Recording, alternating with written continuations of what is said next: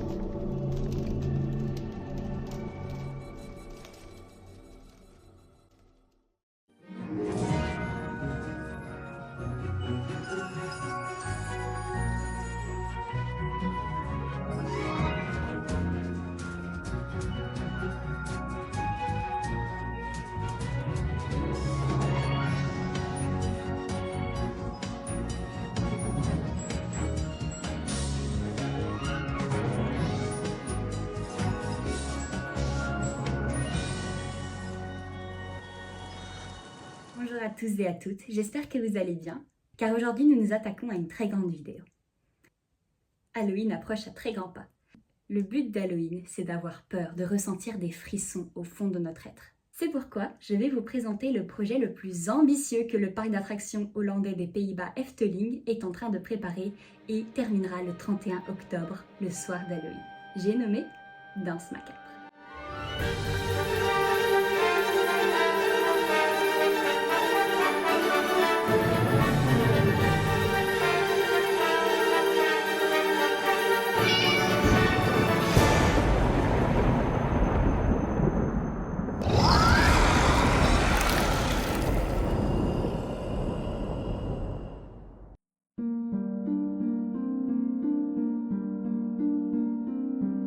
Danse Macabre est en fait à l'origine un poème écrit par Henri Casalis, mais il a été repris par le concepteur français Camille Saint-Saëns, si je n'écorche pas le nom de famille. Cette composition ayant été faite à la fin des années 1800, donc au 19e siècle. Cela dit, le concept de Danse Macabre était bien plus ancien. En effet, il s'agissait d'une allégorie de la mort, ainsi que plusieurs interprétations artistiques datant du Moyen-Âge sur la philosophie qui est la suivante: qui que vous soyez, la mort nous concerne tous.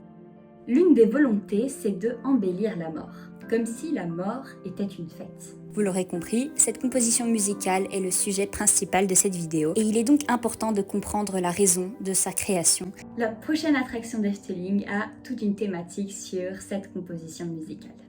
Pour rappel, Efteling est un parc d'attractions aux Pays-Bas qui existe depuis 1952, qui a donc aujourd'hui plus de 70 ans. Danse Macabre est donc prévue pour le 31 octobre 2024 et sa construction a commencé en septembre 2022. Oui, septembre 2022. Ça veut dire que le projet est occupé depuis bientôt 2 ans. Mais ce qu'il faut savoir aussi, c'est que Danse Macabre prend la place d'une autre attraction qui se prénommait Spookslot, ce qu'on peut traduire en français comme le château hanté. Spookslot, qui a vu le jour en mai 1978 et qui a été détruite récemment en septembre 2022, était à l'origine une maison hantée dans laquelle on pouvait voir un spectacle de 7 minutes avec la composition Danse Macabre. Cela dit, Danse Macabre et Spookslot se ressemblent de très peu. Cependant, d'après les designers d'Efteling, il y aura beaucoup de références à Spookslot dans la prochaine attraction Danse Macabre. Je ne vais pas prendre le temps de présenter cette attraction plus que ça, puisqu'elle n'est pas entièrement le sujet de cette vidéo. Efteling a donc décidé de rester dans la même thématique et de garder la même composition musicale. À ce jour, le bâtiment principal de l'attraction est terminé et je vous montre des images juste ici. Autre chose qui est disponible en ce moment, c'est les toilettes Het Laatste Hoop, ainsi que l'épicerie In den Zwarte Kat. Dans le making-of de Danse Macabre sur la chaîne YouTube de Efteling, on peut notamment voir un passage dans lequel les designers du parc expliquent de manière détaillée chaque zone qui constituera Danse Macabre. Volgende gebouwtje, en dat is dat kleine gebouwtje daarachter. Een voormalige en deels afgebrande taverne aan de buitenrand van het gebied, in Den Zwarte Kat, zijn de charlatans een sfeervol kruidenierswinkeltje begonnen. En via het toiletgebouw De Laatste Hoop komen we uit bij het voormalige koetshuis, nu een verkooppunt van zoetigheden. De grootste nieuwsgierigheid van onze gasten wordt waarschijnlijk toch gewekt door de onheilspellend ogende poort die hier aan de rechterzijde van het plein ligt. Snel door naar het volgende deel van onze wachtreis, de overwoekerde kruidentuin. Aan het einde van deze tuin wacht onze zware houten poort. Deze biedt toegang tot het akelige kerkhof in het duistere Huiverwoud. Een spookachtig bos met hoge bomen waarin een onheilspellende sfeer hangt. Al binnen worden we onderdeel van een spookspektakel vol duistere wendingen, Danse Macabre. Mais dans ce cas-là, de quoi parle cette histoire? Et bien là maintenant, nous rentrons dans le vif du sujet.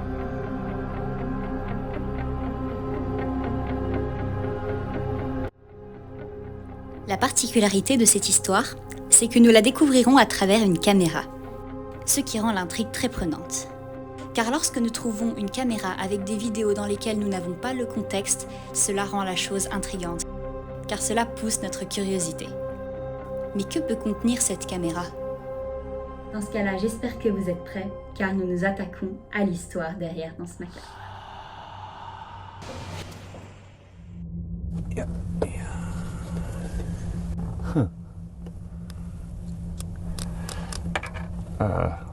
Hallo, mijn naam is Otto Charlatan. L'histoire derrière Danse Macabre nous focalise sur seulement deux personnages. Le premier personnage se présente directement dès les premières minutes. Cet homme, que nous voyons en premier lieu, se prénomme Otto Charlatan, qui est, au vu de cette vidéo, pas de notre époque, mais d'une époque pas très éloignée de la nôtre. Dès le début de cette première vidéo, il nous explique que lui et sa femme sont des marchands nomades, qu'ils voyagent pour le commerce et qu'ils n'ont pas de maison fixe. En premier lieu, il nous présente un chat noir qu'il a retrouvé dans les bois. Au premier abord, ce chat peut avoir l'air très banal, mais croyez-moi, il va avoir beaucoup plus d'importance que vous ne l'imaginez. On peut voir dans la vidéo que tout ce qu'il possède, c'est une tente, un âne, quelques marchandises. Et pour terminer, Otto nous présente un grand élément de cette histoire. Esmeralda. Esmeralda qui s'avère ne pas être une personne, mais un chariot musical. Ce chariot musical qui serait un héritage familial. Et sa particularité à Esmeralda, c'est qu'elle sait composer toutes les notes des plus grands compositeurs. Ze speelt alles. Ze speelt de wals, ze speelt de flamenco. Iedere toonsoort gecomponeerd door iedere componist. Et Otto la décrit comme leur guide. Et ce détail m'a rendu très pensive. Qu'est-ce qu'il sous-entend par guide? Sous-entend-il que lui et sa femme suivent un chariot parce qu'ils se sentent en sécurité avec? Est-ce que Esmeralda, ce chariot musical, leur permet de trouver le bon chemin? On ne sait pas. En tout cas, c'est leur objet le plus important. Et soudainement, il prononce autre chose qui m'intrigue. Maar wat ze ook speelt, er is altijd iets mee aan de hand. Il y a toujours quelque chose qui se passe. Qu'est-ce qu'il sous-entend? Pensez-vous qu'Esmeralda a des répercussions sur l'atmosphère avec ses musiques? Pensez-vous qu'Esmeralda serait un porte-bonheur ou plutôt un porte-malheur? Iets waar ik kippenvel van krijg. Mijn vrouw en ik, wij zijn in de aanwezigheid van het onnoembare.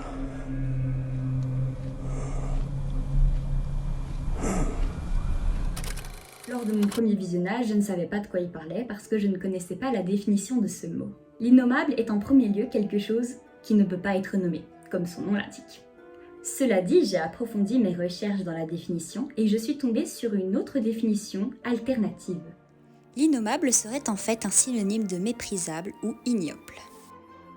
Est-ce que cela pourrait dire que Otto et sa femme sont en présence de quelque chose impossible à nommer, donc quelque chose qui n'a pas de nom, mais quelque chose de méprisable, quelque chose d'intrigant, quelque chose d'effrayant?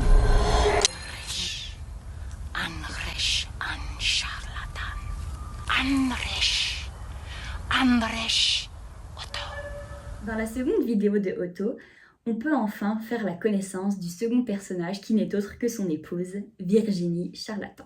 Virginie qui semble au premier abord une personne bien plus fermée que Otto. À peine on apprend à faire connaissance avec Virginie que l'on constate que sa posture est plutôt intrigante. En premier lieu, on voit son dos, elle semble citer quelque chose. Virginie semble avoir sa manière de se concentrer ou de respirer ou de garder son calme. Et elle semble très fermée dans ce qu'elle fait. Car au moment où Otto lui fait une petite tape sur l'épaule amicalement pour lui demander de dire bonjour à la caméra, elle semble méprisante.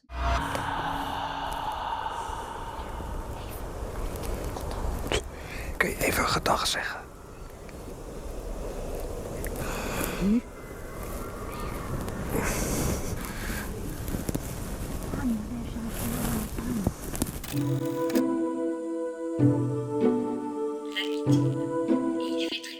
Tout semble assez calme, Otto se trouve dans sa tente, sauf que soudainement, le chat noir qu'il avait retrouvé et qu'il nous avait présenté le matin même semble partir subitement, comme s'il était pressé. Tandis que le matin, il ne semblait pas vraiment bouger, il semblait plus silencieux. Hey, hallo beestje. Hey, oh. Niet zo snel.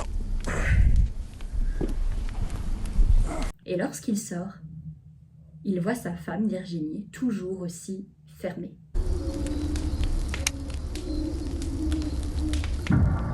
Liefje.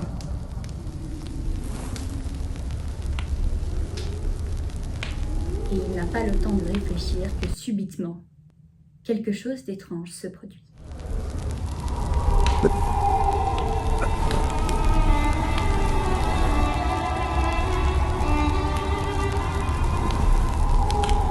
Virginie, wat was dat?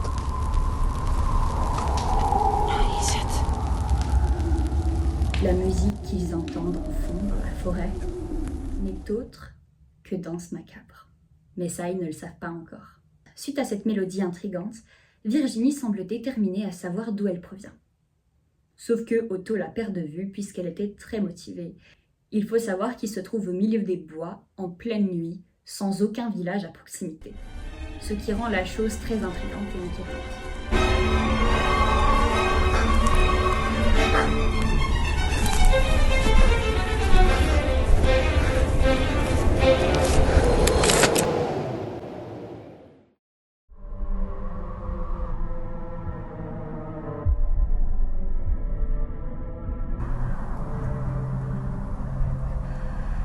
Dit is niet goed hoor, deze plek. Alors que notre couple cherche la mélodie dans tous les sens, et que Otto avait perdu son épouse dans les environs, Otto nous fait alors part de son témoignage de ce soir-là. Il décrit les bois comme obscurs, et il avait le sentiment que les branches étaient en forme de griffes. Comme si cette forêt était maudite au final. Ik was bang. Ik hoorde zachte stappen tussen de bomen. Virginie. En niet van Virginie, maar van iets of iemand anders. Il souligne bien le quelqu'un ou quelque chose d'autre parce qu'il ne savait pas si c'était quelque chose ou s'il s'agissait d'un individu. Et finalement, tout prend sens. Felle ogen die vanuit het donker naar mij keken.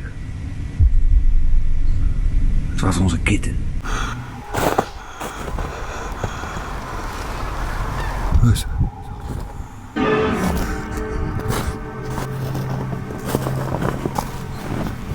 Toen hoorden we opnieuw de muziek.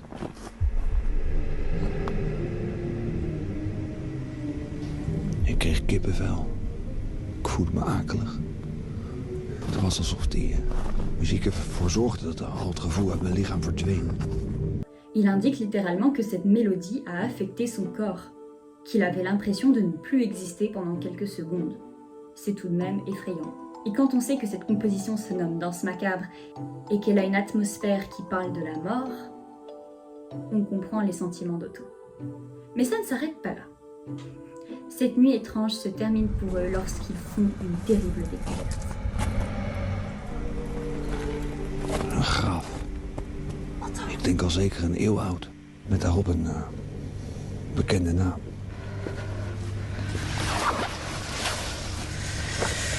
Virginie.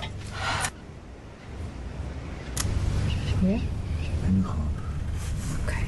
De naam op het graf was Joseph Charlatan. Joseph Charlatan, qui n'est autre que l'arrière-arrière-grand-père de Virginie. Ce certain Joseph Charlatan était en fait un grand compositeur de nommée mondiale.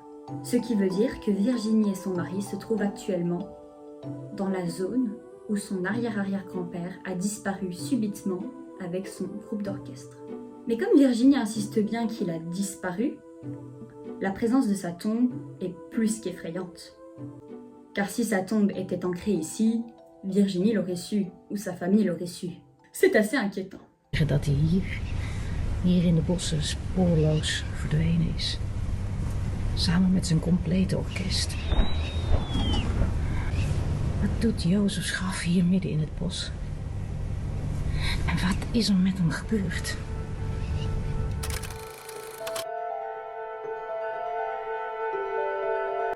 Le lendemain matin, Virginie et Otto constatent que certains de leurs objets avaient disparu dans leur camp. Certaines petites marchandises par-ci par-là, mais ce qui attire le plus leur attention, c'est la disparition d'Esmeralda.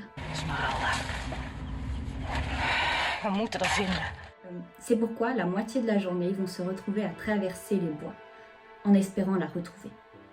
Et lors de leur marche, Virginie constate un élément troublant.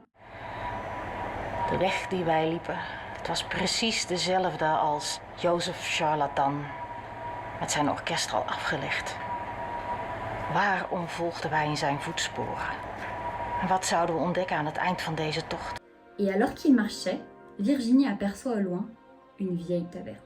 Et alors que la nuit tomba, ils finirent par retrouver Esmeralda. Quelque chose de maléfique s'est emparé d'elle. Le chariot semblait incontrôlable. Cette situation était totalement incompréhensible. Et la musique revint à nouveau. En die muziek die zo luid en ijzig klonk, deed pijn aan onze oren. Alors, constatant la situation, qu'il se trouve actuellement en hiver, qu'il fait très froid, il décide de rentrer dans la vieille taverne. Et en y entrant, il décide de rester dedans et d'ouvrir une boutique de remèdes contre l'innommable. La taverne, qui n'est autre que In den Zwarte Kat. Het is geen perfecte plek. Maar wel ideaal voor waar wij het beste in zijn. Een winkel beginnen in speciale middeltjes. Middeltjes tegen het onnoembare. Hallo?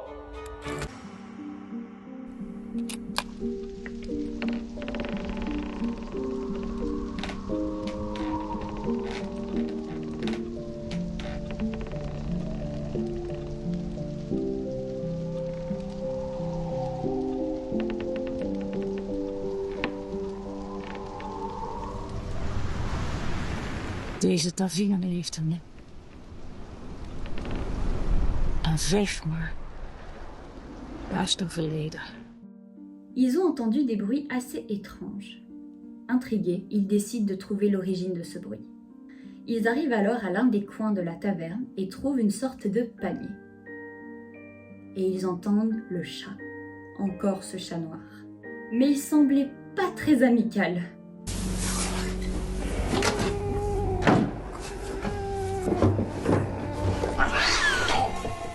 Wat doe je? Het was die zwarte kitten. Die uit het bos. Ce chat noir est tout de même très intriguant, vous ne trouvez pas? J'ai l'impression que lors du jour, il ne se passe rien, tandis que la nuit, tout se produit. Que la quasi-totalité des vidéos ont lieu la nuit. Cependant, il ne trouve pas que le chat noir. Dans ce panier, il trouve quelque chose d'autre, de bien plus intriguant.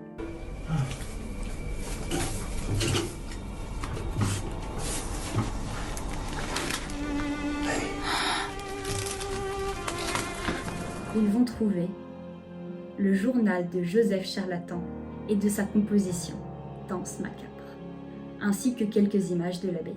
Mais alors qu'il continuait d'en parler, un autre bruit surgit subitement.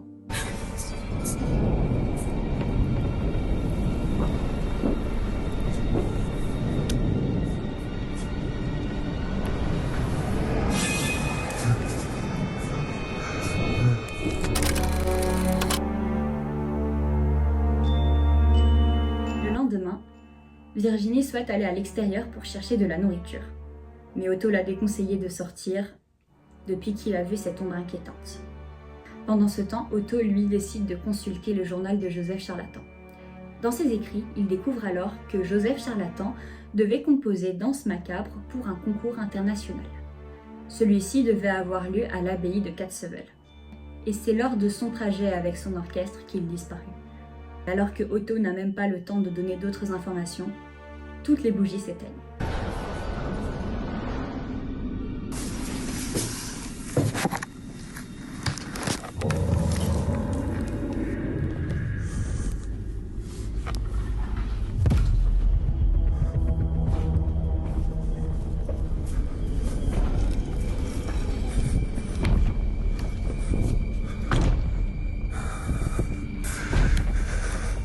Er gebeurt niet echt. Niet echt.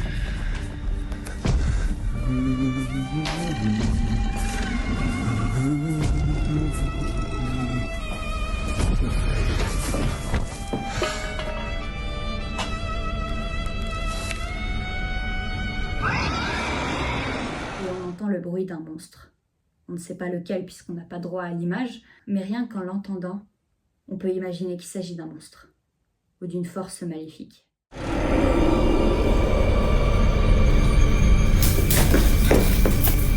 Otto! Otto! Otto!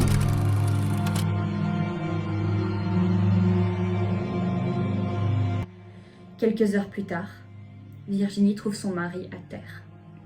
Elle est très inquiète pour lui, elle ne sait pas ce qui lui est arrivé, et elle ne sait encore moins ce qu'il a et s'il est encore en vie. Het goed. Ik ga water halen. Elle décide donc d'agir directement en allant chercher de l'eau. Et lorsqu'elle revient avec son seau d'eau, ce n'était plus la même chose. La taverne n'avait plus aucune lumière. Virginie n'avait en possession qu'une lanterne. Et à ses pieds, elle pouvait voir un liquide qui ressemblait très fort à du sang.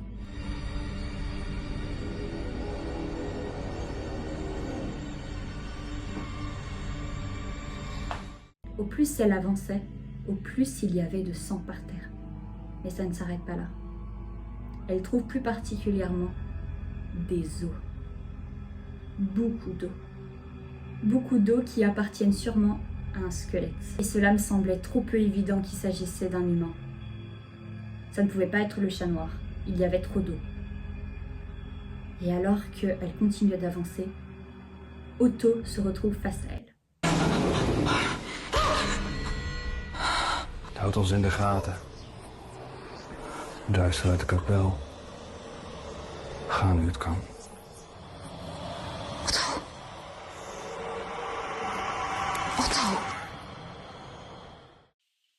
On aurait pu penser que cette âme maléfique qui s'est emparée d'Otto aurait maltraité Virginie. Cela dit, ce n'est pas ce qui est arrivé. En effet, même si les expressions de son visage faisaient penser qu'il était possédé, il semblait plutôt avertir Virginie. Et c'est tout ce que nous avons aujourd'hui.